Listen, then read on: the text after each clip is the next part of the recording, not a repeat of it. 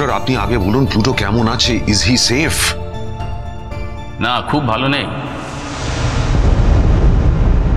এক্ষুনি আমরা বলতে পারছি না সবকিছু ঠিকঠাক হয়ে কালকের মধ্যেই ওকে ছেড়ে দিতে পারবো কি না। আজ রাতটা খুব ক্রিটিক্যাল, আজকের রাতটা একটু দেখতে হবে। আপনাদের বাড়ির কেউ রাত্রির বেলাটা থাকবেন? আমাকে কাইন্ডলি বলুন, কোনো আশাই কি নেই? দেখুন, সেটা কি করে বলবো বলুন, আমরা আমাদের দিক থেকে সবকিছুই চেষ্টা করেছি। মুশকিলটা হচ্ছে সেন্সটা এখনো ফেরেনি। তার জন্য আমরা ইঞ্জেকশন পুশ করেছি। সেন্সটা ফিরে আসা উচিত। সেন্সটা যতক্ষণ না ফিরছে ততক্ষণ আমরা শিওর হয়ে কিছু বলতে পারছি না।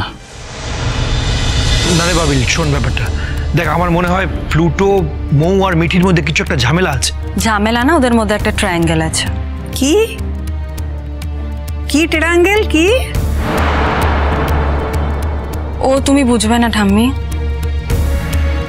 যে কথা আমি বুঝবো না সেই ভাষায় তুমি কথা বলছো কেন? হ্যাঁ, যেটা আমি বুঝবো সেটাই বলো। বলো কি বললে, এর মানেটা কি? যেটা বললে সে মানেটা কি? আমি এরকম কোনোদিনও কিছু দেখিনি। আমি তো দেখেছি, মিঠি মৌকে সহ্যই করতে পারে না। হ্যাঁ বাবিল,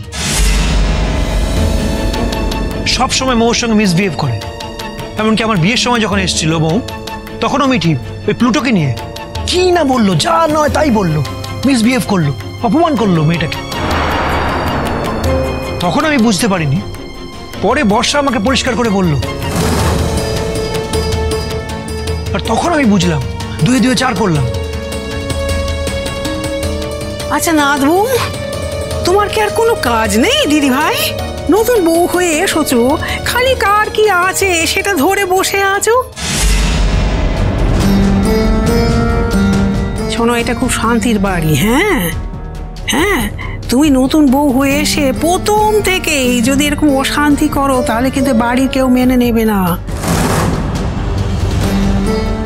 হ্যাঁ আমি জানি আমার কথা তোমার মোটে পছন্দ হবে না, কিন্তু এটাই ঠিক। রুদ্র, রুদ্র আমি এমন কি বলেছি গো ঠাম্মি আমার সাথে এভাবে কথা বলছেন? তুমি বলো, আমি কি কিছু ভুল বলেছি? আমি নিজের চোখে যা দেখেছি আমি তো সেটাই বলেছি। তার জন্য তো ফুল ফ্যামিলিকে এখন ফল ভুগতে হচ্ছে। প্লুটোর যদি আজকে কিছু হয় তাহলে কি ওরা মিঠিকে ছেড়ে দেবে? সবকিছু বুঝিয়ে দেওয়ার পরেও বাবিল, যদি তুই অন্ধ হয়ে থাকিস তাহলে তো কিছু করার নেই। অবশ্য তুই বরাবরই অন্ধ, কোনো কিছুই তুই সোজা চোখে দেখতে পাস না। দেখতে পাস না বলবো না, আসলে তুই দেখতে চাস না।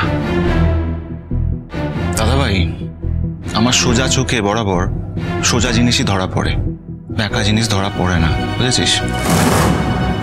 এই যে নতুন কাকুর ওপরে বাড়িতে এত অন্যায় হলো, আমি কিন্তু সাপোর্ট করিনি সেটাকে।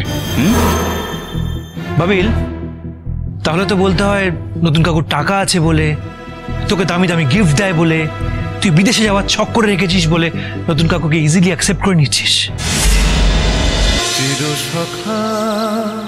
চিরসখা সোম থেকে রবি প্রতিদিন রাত ৯টায় স্টার জলসায় ও জিও হটস্টারে।